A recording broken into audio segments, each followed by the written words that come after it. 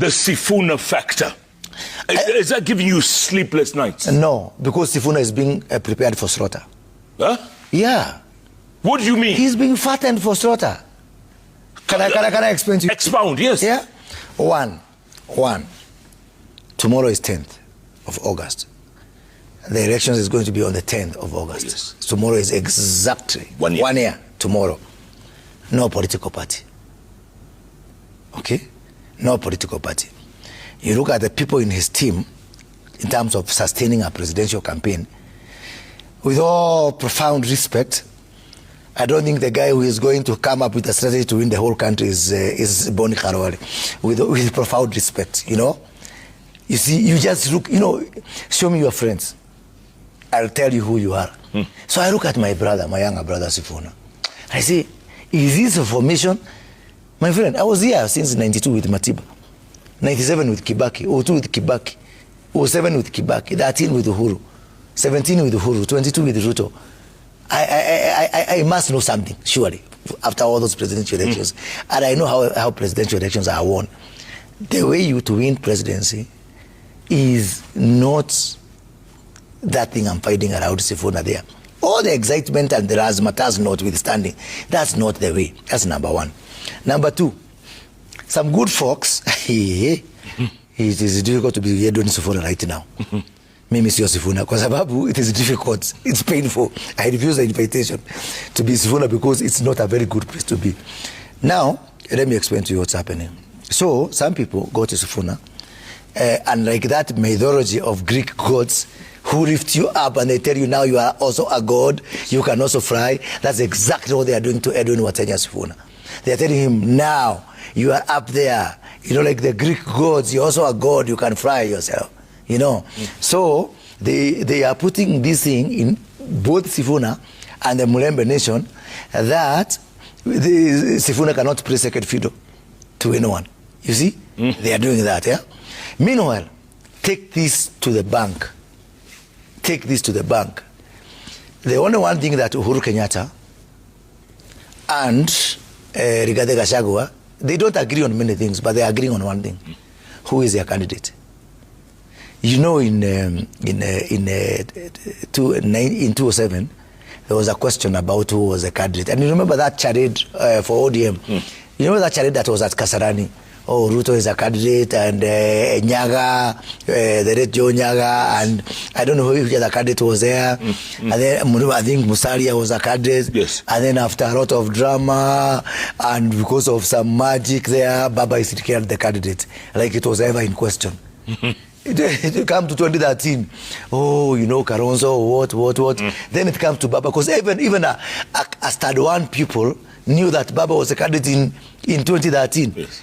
You know, you come to 2017, oh, NASA, but we knew, after all that drama, we knew the candidate was going to be Baba. You know, 2022, yeah, after a lot of, you know, splitting hairs, we knew Baba was a candidate. As sure as day follows night, the candidate for Rigathi Gachagua and the candidate for Uhuru Kenyatta, who is one, is known. And it's one, Stephen Kalonzo Musyoka. So they'll take you through all this drama, but it's already been decided. But let me ask you this. What if Rigiji wins his court case?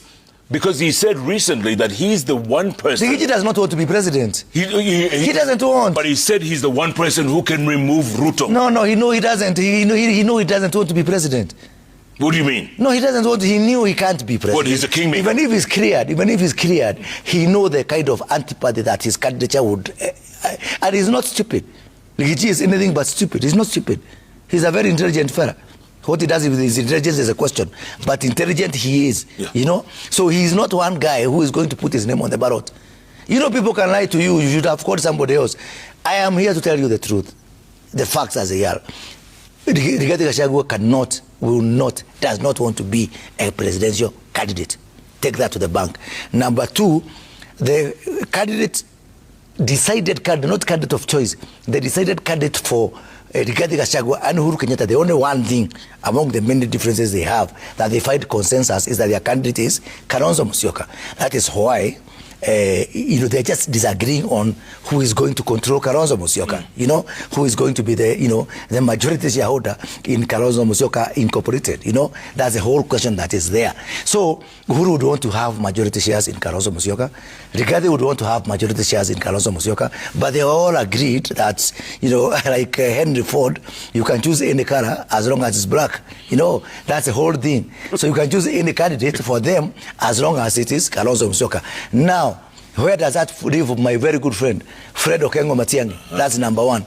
Number two, why, in their opinion, in the opinion of some people, they are hyping up Sifuna so that Sifuna can be the running mate to Kalonzo Musyoka. That's the whole thing. Hype him up, bring him up. But that is okay, which is fine, no problem.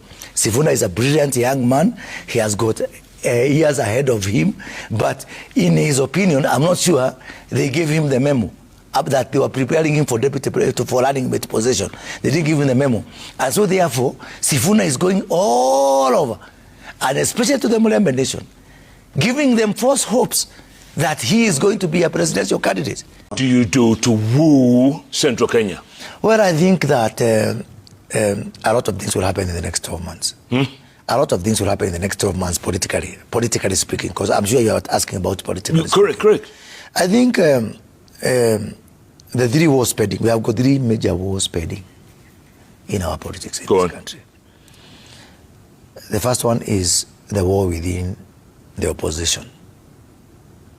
Will the opposition hold together? And I have told you before, I don't believe they hold together. I believe people have already made up their minds. People have already picked their horses. Like there is a lot of hide and seek games that are being played within that space. They will come. How long can you hide it? We have got 366 days before the ballots open, as we speak. So within the 366 days, how much can you hide? How much can you hide? The obvious. The flooding will come.